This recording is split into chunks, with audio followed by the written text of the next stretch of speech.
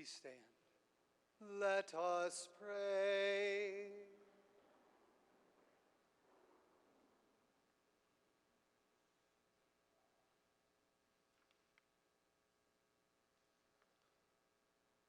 Having received the blessing of your heavenly gifts, we humbly beseech you, Almighty God, that they may always be for us a source of pardon and of salvation.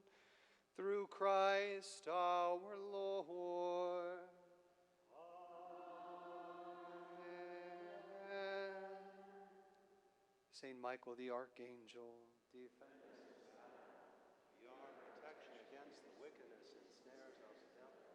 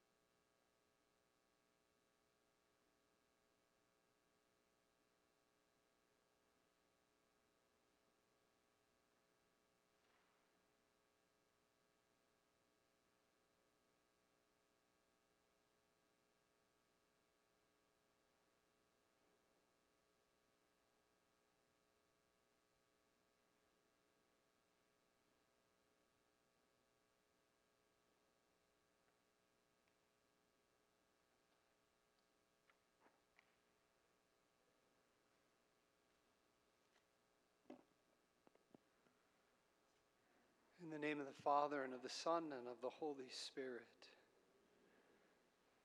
Lord Jesus, as we come before you, your presence in the Blessed Sacrament, we ask for restoration of our souls, restoration of our families, restoration of our parish, our church, our country, and our world. We know that only you have the power to restore us to who we were made to be and to make us into something greater. Remove anything that's in our hearts that's not of you this night, so that we might be filled with your transforming grace, be restored and renewed, and sent forth to proclaim the good news that you are our Savior, that you are the lover that we long to be united to. We ask this through Christ our Lord. Amen. In the name of the Father, and of the Son, and of the Holy Spirit. Amen. Well, welcome everyone to our first of 5 evenings of restoration. I made a little handout for you guys. Hopefully I made enough. Maybe I didn't make enough. We'll see as the weeks go on if it's worth coming to. The first one's always large and then it dwindles down, But we have the Lord with us, and that's who matters most. First, why call this an evening of restoration? Well, I think Lent seeks to restore the human person. Lent is ultimately a period of restoration. Christ wants to restore us as individuals and us as a community. And I borrowed the formula of confession, rosary, mass, and then adoration, prayer, and some kind of catechetical reflection. I borrowed that formula from 2 visits I made to Medjugorje. Medjugorje is a very popular pilgrimage site. I've had the pleasure of visiting there twice. And they have what's called their evening programs, if you've ever been. And the evening program is exactly 5 o'clock confessions, 5:45 rosary, 6:15 mass, and then 7 o'clock, whether it be adoration, catechetical talks, or devotional prayer, prayers of healing, right? Just a beautiful formula. And they do it every night of the year, including Christmas and Easter. I'm not quite ready for that yet. Maybe if Our Lady appears, then we can do that. But let's just start with Lent, huh? We'll start with Lent and just having an opportunity to experience restoration from these beautiful things. First, confession. Confession restores and strengthens the life of Christ in the soul. One of my favorite definitions of sins is that sin kills the life of Christ in the soul. Sin kills the life of Christ in the soul. And so confession, by forgiving sin, restores and strengthens the life of Christ in the soul. Second, the rosary restores and strengthens our connection to the mysteries of the life of Christ and how we live those mysteries in our daily life. The rosary is a very powerful prayer where we can unite our life to the mysteries of the life of Christ. The Mass restores and strengthens our connection to the cross and the fount of life that flows from it. And adoration of the Blessed Sacrament restores and strengthens our connection to the presence of God in our midst. A lot of times when we come to God in prayer, we ask for things. We ask for things that we think we need. And oftentimes, I don't know if you found this, but the Lord says no, right, to the things we ask for. And instead, what he promises is that I'm not going to give you what you want, but I'm going to be with you. And that's what you really need, So adoration reminds us that the deepest need in our life is to be with the Lord, to have him with us, his presence with us. And then, of course, teaching, catechetical reflection, restores and strengthens our connection to the truth of God and how the world and humanity is ordered towards his truth. There's a book I've been reading recently that's seeking to describe how we got to where we are today in the way we approach the world. And the author says that there was a fundamental shift in how we see the world, where we went from mimesis to poiesis. And this is not on your handout because I added this morning to my talk, okay? After I read it, I added it. But mimesis is the Greek concept of the world as having a given order to it and a given meaning to it. That we are called, we're given a mission in life to discover what that meaning and purpose is, and then to surrender to it, to allow ourselves to be conformed to it. Poiesis, on the other hand, is where we get poetry, sees the world as a raw material out of which meaning and purpose can be created and refashioned by the individual. In other words, the world does not have a given meaning or purpose, but what I do with it gives it meaning and purpose. That's a shift in culture that's happened slowly over time since the 14th century. It has its roots in the 14th century. So a lot of times we'll look at our world today and we'll say, oh man, if only we could go back 100 years. This shift had already taken place 100 years ago. In fact, it took place 700 years ago. But even then, we don't want to go back 700 years. There are other problems, right? So there's always problems, right? But this shift has happened. And teaching reminds us, the church's teaching reminds us that there is a given meaning and purpose to the world. And there's a joy in our hearts when we rediscover it and when we surrender ourselves to that and we allow Christ to recreate us for that. And so my overall goal for our reflections during this time, they're going to build on themselves, okay? We'll start with tonight, and then each week we'll just build on it till we come to its grand finale fireworks show on the fifth Thursday of March, hopefully. And the idea is that what is it that Christ seeks to restore ultimately in us? And that is our priesthood. Our priesthood. Each and every one of us, by virtue of our baptism, are priests of Jesus Christ. And Christ wants to restore your priesthood. And we're going to look at how that was the original meaning of creation. That mankind, every person, human person, was made for priesthood. Not ministerial priesthood, we'll make that distinction, but we're all made for priesthood, right? And that's exactly what was lost in the garden. And we'll begin to see how Jesus Christ restores that priesthood and elevates it to a whole new level. Okay. So I have this really cool handout for you. Because in order to kick us off, we have to go back to the beginning. So I'm going to draw upon some Hebrew words. So sometimes those are hard to spell, so I wrote them out for you so you can follow along when I say the words.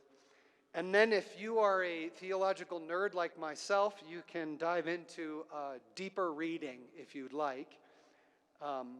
One of the joys of being on sabbatical, I had projects I was working on, but then I had freedom to kind of pursue whatever I wanted. It was great freedom, and so I said, I want to tap deep into the roots of my priesthood. And so these are just some of the texts that I read when I was on sabbatical and where I got a lot of this material from. You'll notice the very first one, it's a very short and beautiful book, Jesus and the Old Testament Roots of the Priesthood by Dr. John Bersma. If you've been paying attention, he's coming Palm Sunday weekend to speak, to give 3 talks to our parish. And so you can hold off on buying that book because I'm sure he'll be selling it when he comes. But it's really beautiful, and a lot of what I'm going to share with you throughout these talks has come from what I've learned from him. And then some of the other ones, some of them are harder to find. G.K. Beals is pretty easy. They even have an ebook version of that. And then the last 2 are just scholarly articles that I found. You might have a hard time finding these because I had a theological library that I could go to every day. The St. John Vianney Seminary gave me access to it. But Anyways, just if you want to go deeper. Okay. So let's kick this off. Now, oftentimes when we think about the priesthood of the Old Testament, our minds are naturally drawn to the Levitical priests, right? The ones of the priests of Moses, right, who kind of offered sacrifices. A lot of times when we think of sacrifices, we think of the animal sacrifices, like goats and bulls and turtle doves and pigeons and all kinds of stuff like that. Or maybe we think of some of the non-animal sacrifices, like the grain and the wine. Or maybe we think about Melchizedek, the priesthood of Melchizedek, and how Abraham was drawn into that, where we see this like new and greater priesthood that comes from Melchizedek. But the priesthood of the Old Testament actually goes back further than the time of the Levites, and even further than the time of Melchizedek. It goes all the way back to the beginning of creation. So in the second account of the creation of man in Genesis chapter 2, God places Adam in the garden, and he gives Adam specific instructions in Hebrew to abad and shamar the garden. So this is Genesis 2 verses 15. Abad and shamar, that's how you say that, S-A-M-A-R, shamar. Now, our English editions of sacred scripture usually translates these words to till and to keep, right? To till and to keep the garden. And in a sense, that's logical, isn't it? I mean, after all, we're talking about a garden. Tilling and keeping are commonly used verbs to describe the work done in a garden. Okay? I am not a gardener, so I cannot vouch for that. But Deacon Buck's wife, Susan, is, and she vouches for it, okay?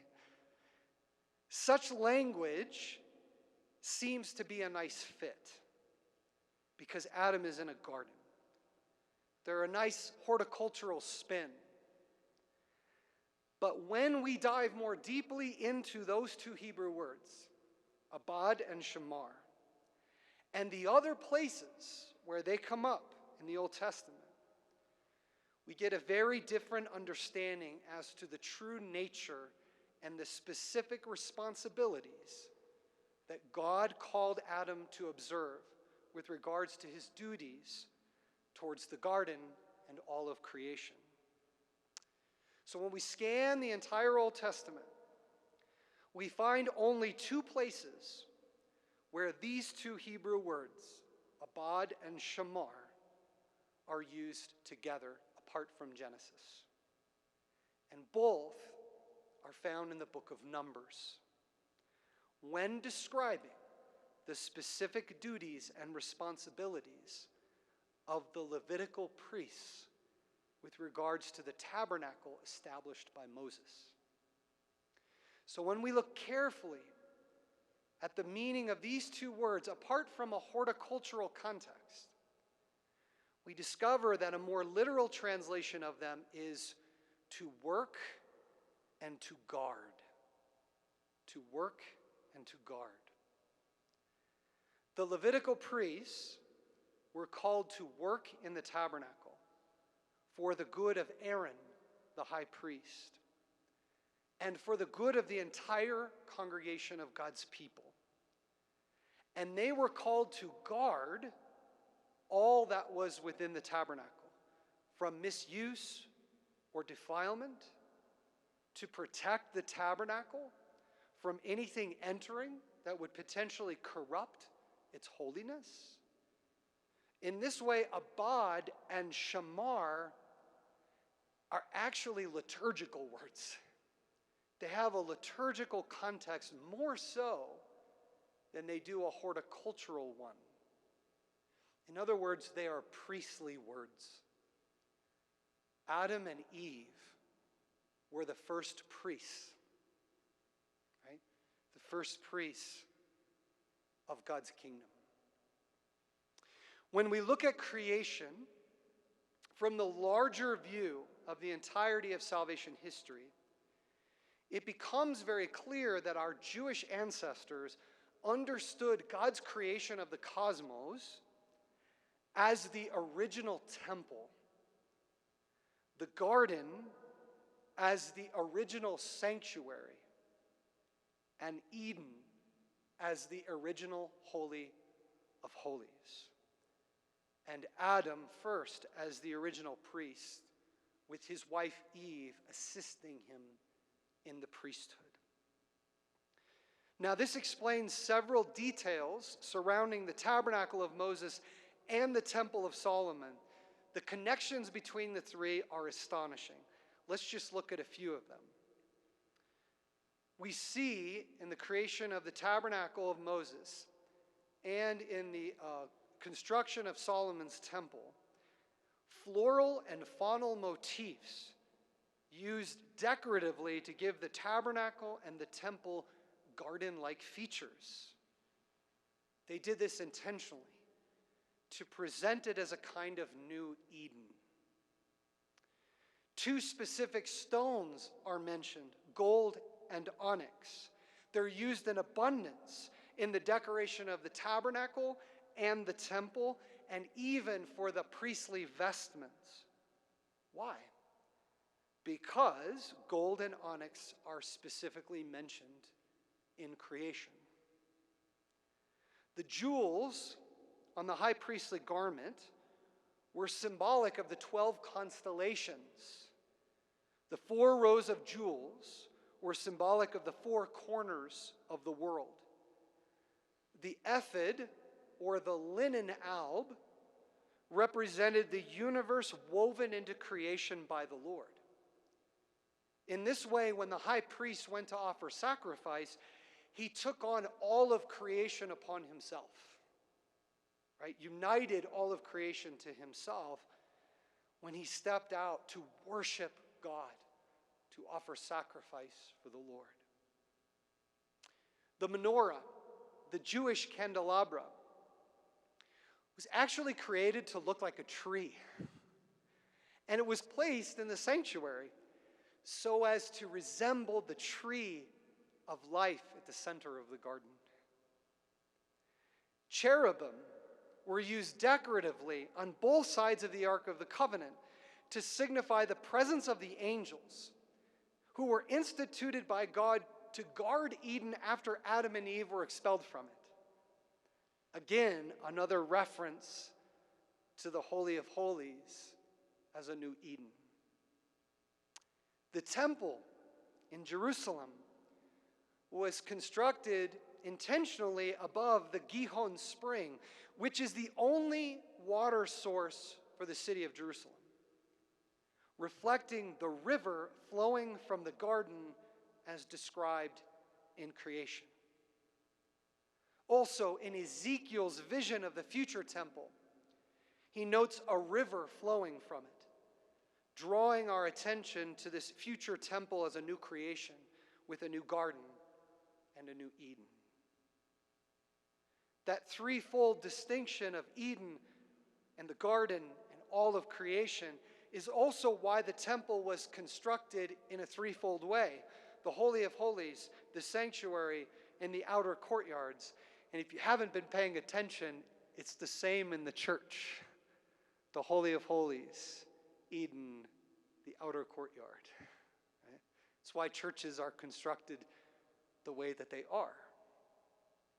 One of the Aramaic Bibles says that Moses set up the courtyard in Exodus 40 in such a way that it reflected the fathers of the world gathered around the people of Israel for the worship of God, demonstrating this idea of the outer courtyards being all of creation oriented towards the sanctuary and the Holy of Holies. The ancient Jewish philosopher Philo explains that the curtains of the temple were woven of things that resembled the elements of which the world was made, since the created world itself was a macrocosmic temple, after which Israel's small temple was modeled. The description that Exodus gives for the completion of the tabernacle of Moses borrows the same language from Genesis' description of creation. Just as God created the first temple of creation, Moses creates the new temple, the tabernacle. Genesis 1 verse 14 says, "Let there be lights in the expanse of the heavens to separate the day from the night, and let them be for signs and for seasons." The word we use in English, seasons, is another interesting translation choice. We automatically put a temporal spin on this expression, but the Hebrew word is moedim, which does not refer to fall, winter, spring, and summer. They actually refer to the Jewish liturgical seasons. The Hebrew word for lights is meharot, and is used again in the Pentateuch 10 other times. The Pentateuch is the first 5 books of the Bible. And it's only used to describe the lights on the tabernacle lampstand. In addition, the various lamps on the lampstands symbolize the planets oriented towards the presence of God. In this way, we can see that creation is given light so that it can be made for worship. All of creation, in the light of the lampstands of the tabernacle, can be oriented towards the worship and the glory of the Lord. And to just put a cherry on top of this, okay? There's what we call a heptadic structure to Genesis 1, okay? Heptadic means sevenfold. So there's multiples of 7 all over Genesis to show how all of creation is ordered towards worship. Why do I say that? Because the word for covenant in Hebrew is Shaba, S-H-A-V-A, Shaba, which means to seven oneself. Because Sabbath means the 7th day, the day of the covenant, the day of worship. So let's go back to that sevenfold structure just to give you a glimpse. God is used 35 times, which is 7 times 5. Earth is used 21 times, which is 7 times 3. Heavens and the firmament is used 21 times, 7 times 3. The expression "it was so" is used 7 times. And the expression "God saw that it was good" is used, I'll let you guess, 7 times. Right? To seven oneself is to reorient oneself towards the 7th day, which is Shabbat, to enter into covenant, which is to worship. In this way, assembling all of this information together, we can begin to see that Adam was not so much a gardener with duties of tilling, fertilizing, and pruning, as he was the primordial priest with the responsibilities of working all of creation, orienting it towards the praise and the glory of the Lord, found specifically in the garden sanctuary. And the guarding of the garden sanctuary from anything that might corrupt its holiness. It's being completely devoted to the worship and the glory of God. From this perspective, Adam is not a prehistoric farmer, but he is a royal priest who serves the Lord by orienting all of creation towards the Sabbath and being the protector of its divine purpose and mission. Now, I know you're really excited to hear what comes next. And you will next Thursday. It's important for us to kind of bask in this for a moment, right? Even though we're going to put a pause on the progression of this, it's important for us to bask in this. Our ancient Jewish ancestors, when they saw the creation of the world, they saw it as a liturgical reality, right? A liturgical reality where it's filled with priests, filled with priests who consecrate it, who offer it to the Lord, right? Who work it. God could have just created a perfect garden unworked, or not, with no need to be worked, right? He could have done that. But he didn't. He created this beautiful thing with a priestly and liturgical character, and then he brought mankind into that, right? And he invited mankind to participate in his liturgical action, right? In his consecratory action. We were made for liturgy, which is why liturgy matters. This is why this matters. We're going to see, again, I don't want to get too far ahead here, but we're going to see how we exercise our restored priesthood in the liturgy, and how this truly is the source and summit by which the world is redirected and consecrated and brought to the glory of the Lord. Liturgy is not arbitrary. It is at the heart of who we were made to be, the heart of what was lost, and the heart of what was restored. Which is why the greatest tragedy that has befallen upon Catholics today is that so few come to worship. Because in choosing not to come to worship, they choose not to live their true self, who they were made to be. And why it's not okay to skip Mass for an arbitrary reason, right? Because Mass reveals and allows us to live the joy of who we were made to be, right? So let's just bask in this beauty and this the liturgical connection of creation.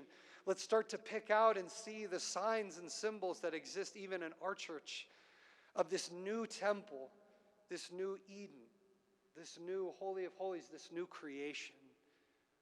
And let's invite Jesus to begin that process of restoring our hearts so that we can discover the truest identity that we have as priests, so that we can rejoin in this process of guarding and working the world, guarding the temple and working the world, so that every aspect, every corner of creation, every aspect of our life brings glory to God and becomes a part of his covenantal relationship with us and with the world.